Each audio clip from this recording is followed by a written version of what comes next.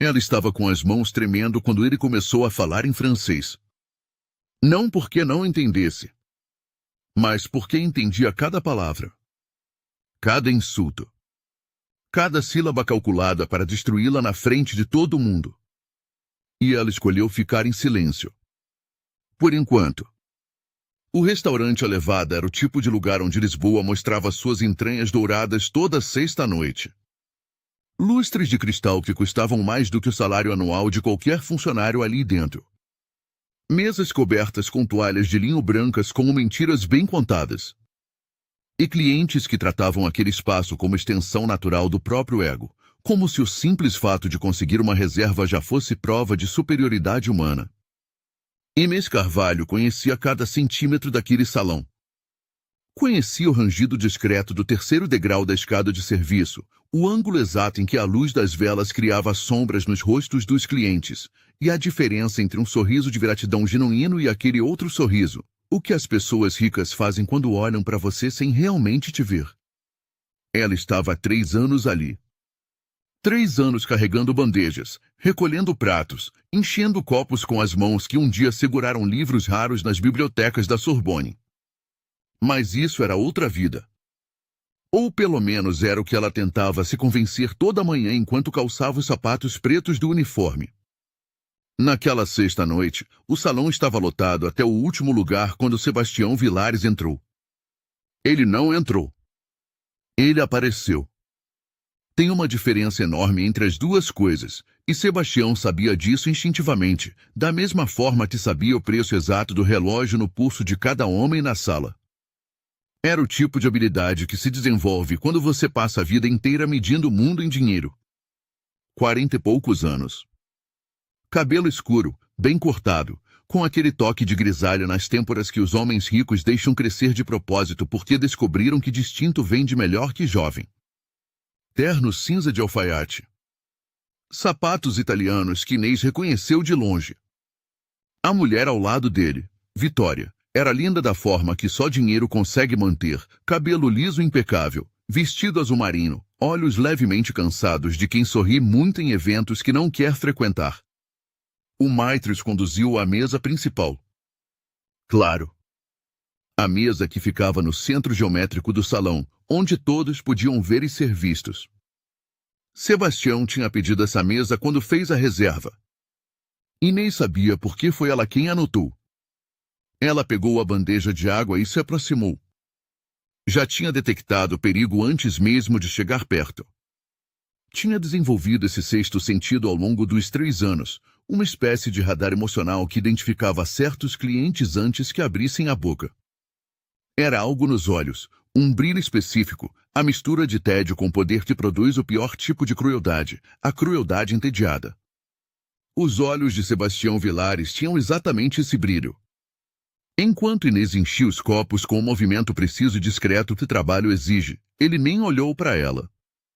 Conversava com Vitória sobre algum negócio imobiliário em Cascais, gesticulando com aquela leveza de quem decide o destino de outras pessoas entre o aperitivo e o prato principal. Ela recuou em silêncio. Mas não foi longe o suficiente para não ouvir Sebastião murmurar para Vitória, com um sorriso que não precisava ser grande para ser cruel: "Vamos nos divertir um pouco essa noite." Vitória franziu levemente o senho. "Sebastião. Relaxa." Ele pegou o cardápio sem olhar para ela. "É só uma brincadeira." Inês sentiu aquele nó familiar no estômago. A textura específica do que tá por vir. Continuou trabalhando. O aluguel do quartinho no Mouraria não se pagava com pressentimentos. Se você já sentiu que estava prestes a ser humilhado e não tinha como escapar, você vai entender o que Inês sentiu naquele momento. Continua aqui, porque o que ela fez em seguida vai te surpreender do início ao fim. 20 minutos depois, quando ela voltou à mesa com o cardápio de vinhos que ele tinha pedido, Sebastião Vilares se recostou na cadeira, cruzou os braços e, sem aviso, sem transição, sem a menor consideração pelo momento, mudou de idioma. O francês saiu da boca dele como uma navalha. Não era o francês básico de executivo que frequentou um curso de verão em Genebra. Era um francês construído com cuidado, cheio de subjuntivos e expressões rebuscadas que ele claramente tinha decorado com o único propósito de fazer outras pessoas se sentirem pequenas. Cada palavra escolhida como uma arma. Cada frase calibrada para o máximo de humilhação com o mínimo de esforço. Écoutez-moi bien, ma petite serveuse. Je désire que vos transmetieis ao chefe mes exigências particulaires concernant les foudres. Il faut que vous soyez préparés selon la méthode traditionnelle française, pas selon vos approximations portugaises. Comprenez-vous ce que je veux dire? Ou bien dois-je parler plus lentement pour votre petit servial? O salão ficou em silêncio. Não o silêncio natural de uma conversa que pausa. Foi aquele outro silêncio, o fabricado, quando as pessoas ao redor percebem que algo cruel está acontecendo e, em vez de interromper, viram a cabeça para ver melhor. Mesas vizinhas giraram discretamente. Alguns com aquele sorriso cúmplice, o sorriso de quem não participa da crueldade, mas aprecia o espetáculo. Outros fingindo não ouvir, olhos demais fixos nos pratos, vergonha alheia demais para se transformar em coragem. O jovem garçom Carlos, que estava perto da estação de serviço, se mobilizou com uma garrafa na mão. Vitória fechou os olhos por meio segundo. Sebastião, isso não é necessário. Ele a silenciou com um gesto leve, quase preguiçoso. Tô ensinando algo sobre o mundo real. Relaxa. E aí olhou para Inês com a expectativa tranquila de quem está acostumado a ganhar. O que ele esperava era previsível porque sempre era o mesmo. A mesma cena que aquele tipo de homem encena em restaurantes, em reuniões, em elevadores, onde quer que tenha audiência e alguém que considera vulnerável. A garçonete ia gaguejar, ficar vermelha, pedir desculpa pelo que não fez, talvez até chamar alguém que pudesse ajudar porque ela não entendia. Desculpe, senhor, me dá um segundo. Era o script. Sempre o mesmo script. E a audiência que tinha se formado ao redor daquela mesa já estava se preparando para assistir à cena conhecida. Mas o que aconteceu em seguida não estava no script de ninguém. Inês olhou para seus próprios sapatos por exatamente 2 segundos. Respirou. E tomou uma decisão que ia mudar tudo. O silêncio que se seguiu depois do francês de Sebastião tinha aquela qualidade específica de uma armadilha esperando ser ativada. Ele cruzou os braços com mais firmeza, satisfeito com o efeito que tinha causado.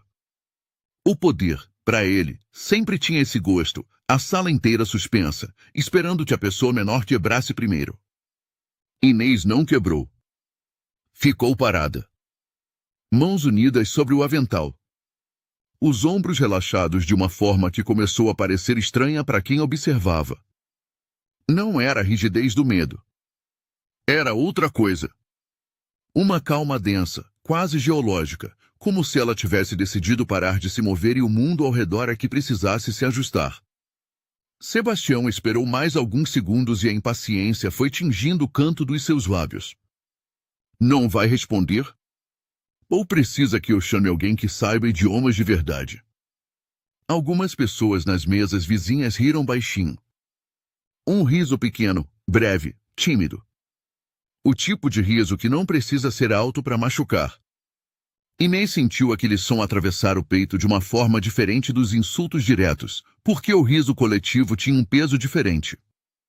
Não era só Sebastião mais. Era o salão inteiro participando, mesmo em silêncio, mesmo com o olhar desviado, mesmo com o constrangimento fingido. A aprovação não precisava ser barulhenta para ser real. Carlos, o garçom jovem, se aproximou discretamente. Tá tudo bem, Inês. Ela fez um sinal suave com a mão. Pode deixar. Sebastião interpretou o silêncio dela como confirmação de tudo o que tinha decidido sobre ela antes de entrar no restaurante. Continuou em francês, a voz mais baixa agora, mas mais envenenada, puisque vous n'y comprenez rien, permettez-moi de vous expliquer votre situation.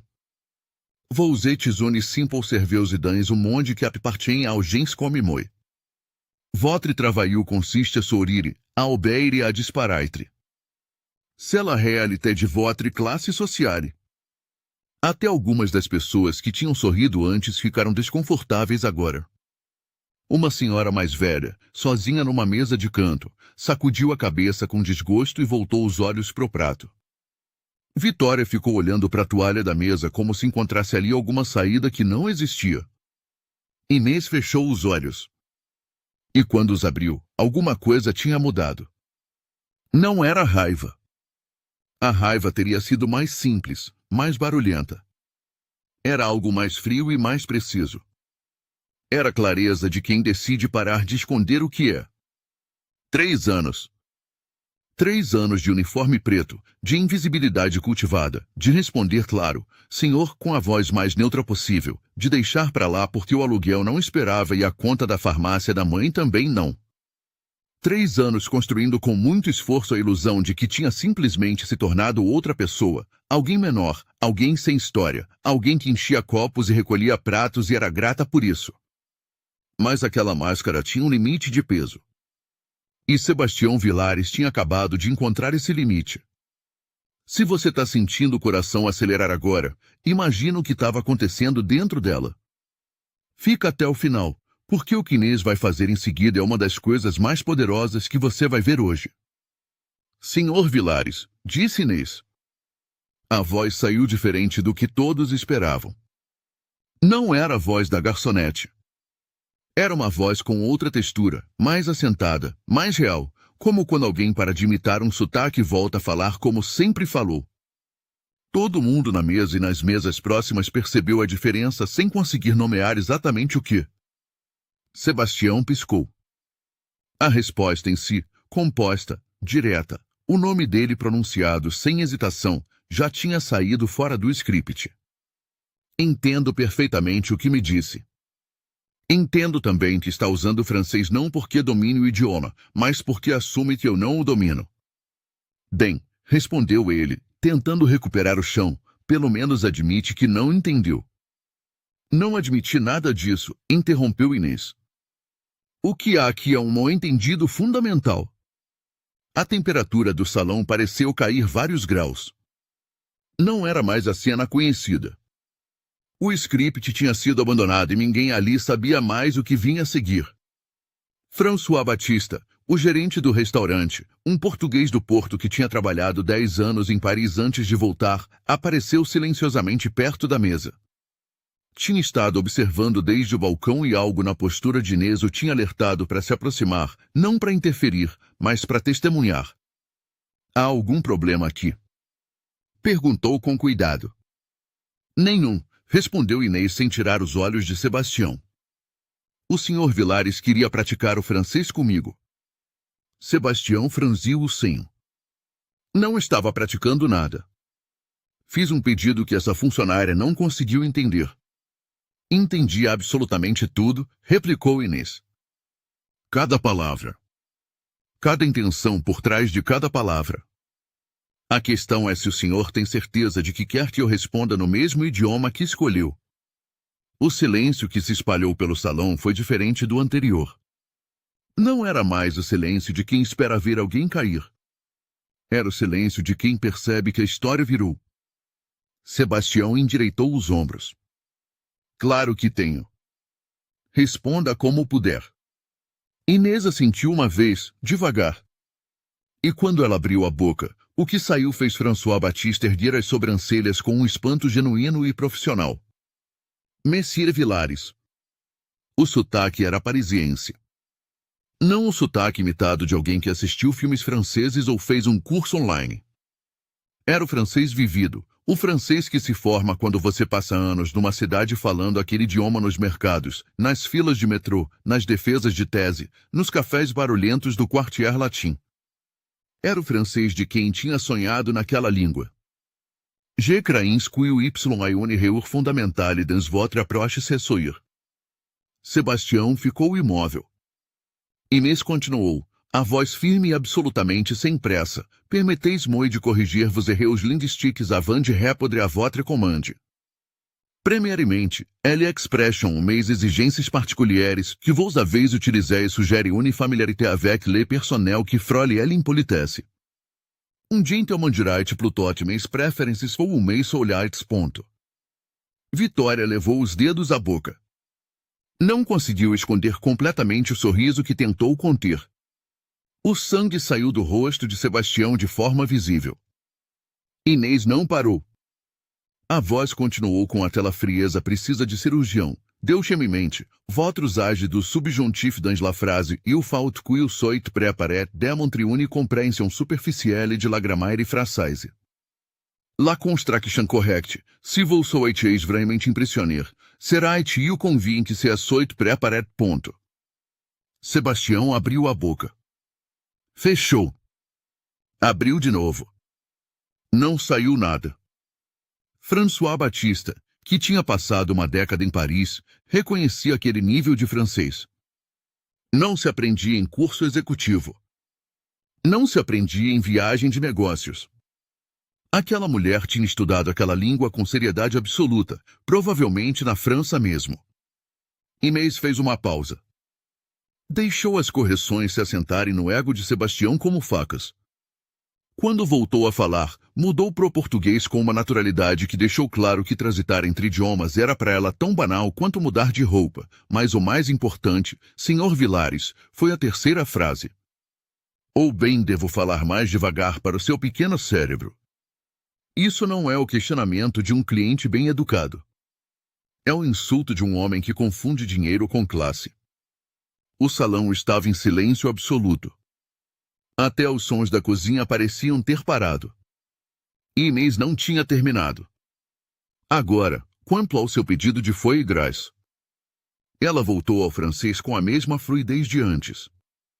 Nous n'y servons pas de foie gras dans cet établissement depuis 3 ans, conformément à nos principes éthiques. Si vous aviez pris la peine de lire attentivement notre carte, vous l'auriez remarqué. O cardápio. O maldito cardápio.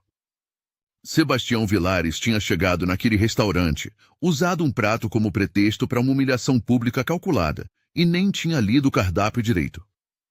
O foie gras tinha assumido do menu 3 anos atrás.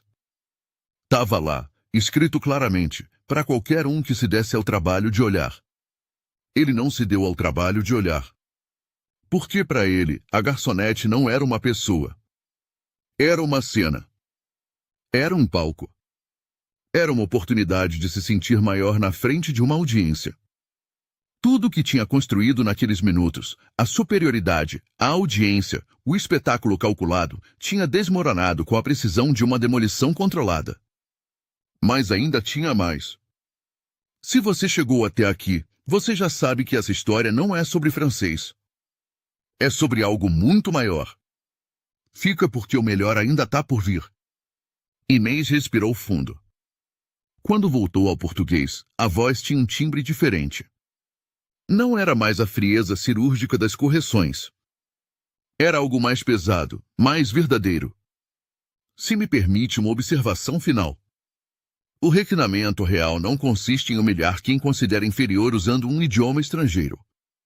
Consiste em tratar todas as pessoas com dignidade, independentemente da posição social ou econômica. Ela o olhou diretamente nos olhos pela primeira vez desde que a conversa tinha começado. Trabalho servindo mesas neste restaurante há 3 anos. Não por falta de formação, mas por necessidade. Tenho doutorado em línguas românicas pela Universidade de Lisboa. Estudei na Sorbonne com bolsa de excelência acadêmica. A minha tese sobre a evolução do francês medieval foi publicada em revistas especializadas na Europa. Falo 6 idiomas fluentemente. Sebastião estava completamente imóvel. Mas mais importante do que tudo isso, continuou Inês, tenho algo que todo o seu dinheiro não consegue comprar. Vitória, completamente hipnotizada, murmurou quase sem querer. O quê? Inês olhou para ela com um sorriso pequeno e genuinamente triste. Dignidade. O silêncio que se seguiu durou vários segundos.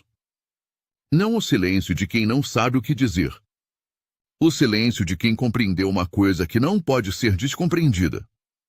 Foi Vitória quem se moveu primeiro. Levantou-se da cadeira com a lentidão de quem toma uma decisão enquanto ainda está de pé. Olhou para Sebastião com uma mistura de coisas que palavras não conseguem ordenar direito. Decepção, sim. Mas era um tipo específico de decepção, não com o que ele tinha feito naquela noite, mas com o que aquela noite tinha revelado sobre quem ele era há muito mais tempo. Acho que o nosso jantar acabou, disse ela com voz firme. Virou-se para Inês e a olhou como se a estivesse vendo pela primeira vez, que em certo sentido era verdade. Me desculpe pela forma como foi tratada. O que você acabou de fazer foi extraordinário. Pegou a bolsa, caminhou em direção à saída. Na porta, parou sem se virar. Sebastião. Você paga a conta. Eu já não tenho nada a fazer aqui. A porta fechou com um som definitivo. E Sebastião Vilares ficou sentado sozinho numa mesa para dois, num salão onde cada par de olhos tinha acabado de testemunhar o colapso cuidadosamente construído da imagem que ele tinha levado décadas a fabricar. François Batista se aproximou de Inês com passos lentos. Havia uma expressão no rosto dele que ela não tinha visto antes, ao longo de 3 anos de convivência diária, uma mistura de orgulho genuíno e algo que parecia culpa. Inês. A voz saiu suave. Por que você nunca me contou? Ela baixou um pouco os olhos. Por um instante, por apenas um instante, a máscara voltou. O reflexo condicionado de 3 anos de invisibilidade escolhida. Precisava do emprego, François. Tinha medo de que, se soubessem da minha formação, não me contratassem. Ou que encontrassem um motivo para me dispensar mais cedo. Qualificada demais é uma palavra que os empregadores usam quando querem dizer problemática. François ficou quieto por um momento. Amanhã de manhã eu quero conversar com você, disse ele finalmente. Tenho uma proposta. Antes que Inês conseguisse processar essa frase, outra coisa aconteceu. Um homem de cabelos brancos, que tinha estado sentado numa mesa de canto com a postura discreta de quem está acostumado a observar sem ser observado, se levantou e se aproximou. Tinha talvez 60 e poucos anos, terno escuro simples, óculos de aro fino, o tipo de presença que não precisa de relógio caro para se fazer sentir. Me desculpe a interrupção, disse ele para Inês.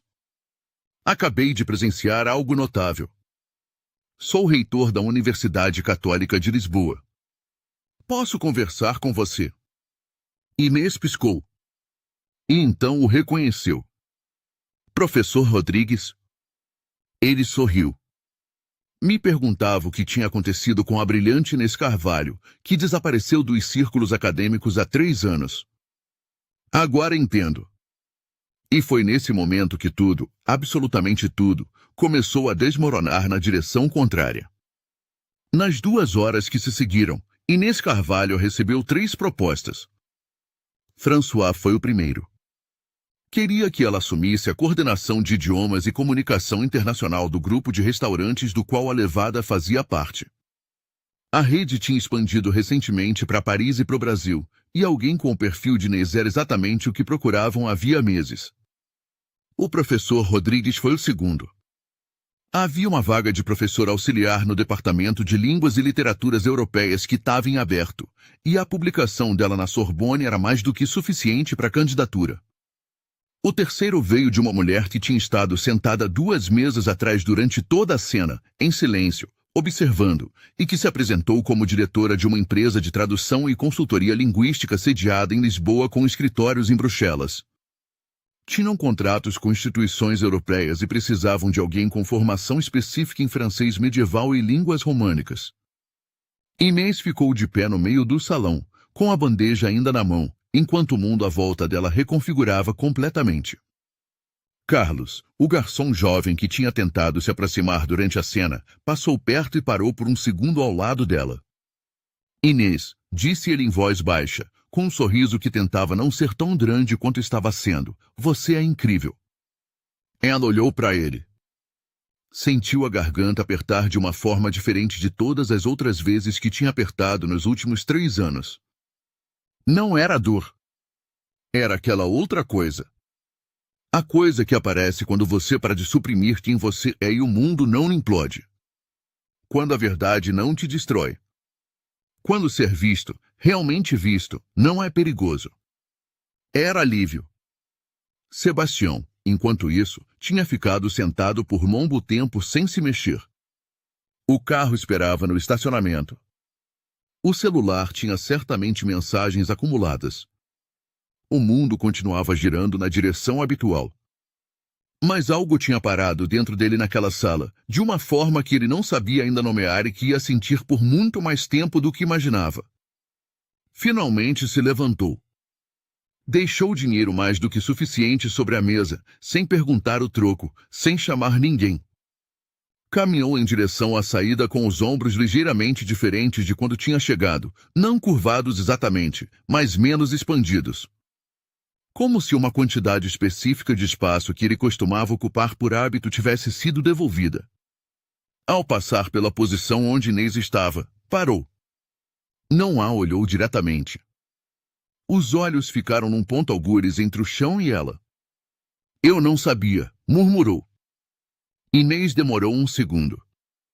Esse é exatamente o problema, respondeu com voz calma e firme. O senhor nunca se importou em saber. Sebastião assentiu uma vez, quase imperceptivelmente. E saiu. A porta de vidro fechou atrás dele. Do lado de fora, Lisboa continuava, o Tejo ao fundo, o castelo iluminado na colina, os bondes rangendo nas curvas estreitas da Alfama.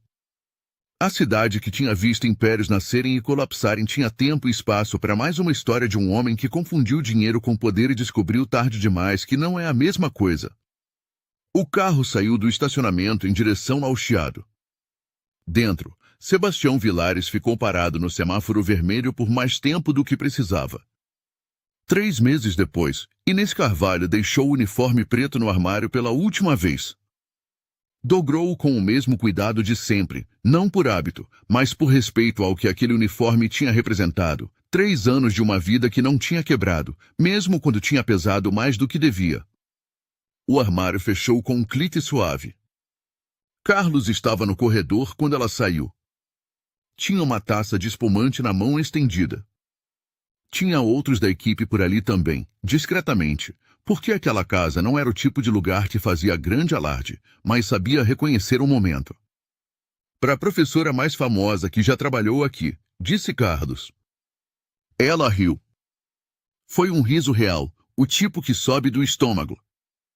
A nova posição era diretora de comunicação internacional do grupo, com base em Lisboa e viagens regulares a Paris e a São Paulo, onde a rede tinha acabado de abrir um novo restaurante. A vaga na Universidade Católica estava confirmada para o semestre seguinte, em regime de meio período. E o primeiro contrato com a empresa de consultoria em Bruxelas tinha sido assinado 15 dias antes. Não era perfeito. A vida não funciona assim. Havia ainda as dívidas dos anos difíceis. Havia ainda a mãe para cuidar. Havia ainda as manhãs em que o peso de tudo que tinha perdido nos anos de crise aparecia sem avisar, sentado na beira da cama como uma presença indesejada. Mas havia outra coisa também. Havia Inês Carvalho de volta. Não a Inês que fingia ser menor do que era para não assustar ninguém. Não a Inês que tinha aprendido a ocupar menos espaço. A Inês real, a que tinha estudado na Sorbonne com bolsa de excelência, a que tinha publicado teses em revistas europeias, a que falava 6 idiomas e tinha sonhado em francês. Essa Inês tinha voltado de onde nunca deveria ter saído. Quanto a Sebastião Vilares, a história não terminou na noite do restaurante. Alguém que estava jantando nas mesas próximas tinha gravado parte da cena no celular. Não foi para a imprensa, não foi para a televisão. Foi para o WhatsApp de uns amigos, que mandaram para outros amigos, que compartilharam nos grupos de família, que postaram no Instagram. E o vídeo se espalhou por Lisboa antes do fim de semana. Em 3 dias tinha chegado ao Porto e ao Rio de Janeiro. Em uma semana circulava em grupos de língua portuguesa em Paris, em São Paulo, em Macau. O nome de Sebastião estava no vídeo. O nome da empresa também, a Pedras do Tejo, uma das maiores empresas imobiliárias privadas da região de Lisboa. E quando o vídeo chegou às pessoas certas, uma reportagem jornalística que tinha ficado parada numa gaveta por falta de um elemento humano que a tornasse urgente, de repente encontrou esse elemento. 6 semanas depois da noite em Elevada, um jornal publicou uma investigação sobre as práticas da Pedras do Tejo no processo de especulação imobiliária em bairros históricos de Lisboa. Famílias despejadas às pressas. Contratos opacos. Imóveis transformados em aluguel por temporada da noite pro dia. A história já existia.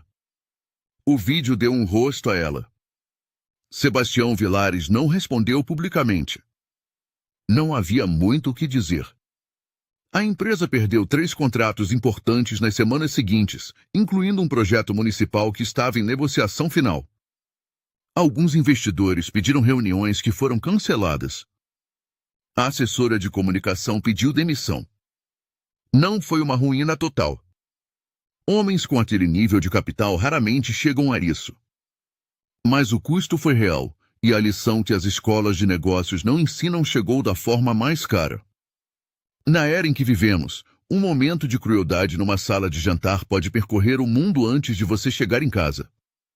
Numa tarde de outubro, Inês estava preparando os materiais para sua primeira aula na Católica quando o celular vibrou com uma mensagem de um número que ela não reconheceu. Meu nome é Vitória Mendes. A gente se conheceu brevemente num restaurante há alguns meses. Sei que provavelmente você não quer ter notícias minhas. Mas queria que você soubesse que aquela noite mudou alguma coisa em mim. Obrigada. Inês ficou com o celular na mão por um momento. Depois respondeu. Que essa mudança seja boa para você. E voltou para os materiais da aula. A janela do escritório na universidade dava para um jardim com árvores velhas. Outubro em Lisboa tem aquela luz específica, dourada e levemente melancólica, que faz tudo parecer mais definitivo do que talvez seja. Inês pensou, por um segundo, na garota que tinha chegado a Paris 20 anos atrás com uma mala de tamanho médio e uma bolsa de estudos dobrada no bolso do casaco. Assustada. Empolgada. Convicta de que o mundo das palavras era o único mundo que fazia sentido para ela. Essa garota não tinha desaparecido. Tinha apenas esperado. Às vezes a vida te faz usar um uniforme por um tempo. Às vezes te faz invisível por anos. Às vezes a crise chega de onde você menos espera e leva coisas que você achava que eram permanentes. Mas o que você sabe, o que você realmente sabe, isso nenhuma crise leva. Nenhum uniforme esconde para sempre. Nenhum homem arrogante num restaurante de Lisboa consegue tirar isso de você. Isso você carrega. Em 6 idiomas, se necessário. A aula começava em 20 minutos. Inês Carvalho pegou os materiais, fechou a janela com cuidado e foi. Se essa história te tocou de alguma forma, se você já se sentiu invisível num lugar onde deveria ser visto, se você já engoliu uma humilhação porque precisava do trabalho ou porque simplesmente não havia espaço para reagir, então você sabe o que Inês carregou por 3 anos. E você entende o peso do momento em que ela decidiu parar de carregar. Compartilhe esse vídeo com alguém que está passando por um momento difícil e precisa lembrar que o que você sabe não some, não importa onde a vida te colocou. Deixa seu comentário aqui embaixo contando se você já viveu algo parecido. Cada história que aparece aqui nos comentários é uma prova de que Inês não é a única. E se você ainda não se inscreveu no canal, faz isso agora, porque toda semana tem uma história como essa, de pessoas que a vida empurrou pro chão e que encontraram uma forma de se levantar. A gente se encontra no próximo vídeo.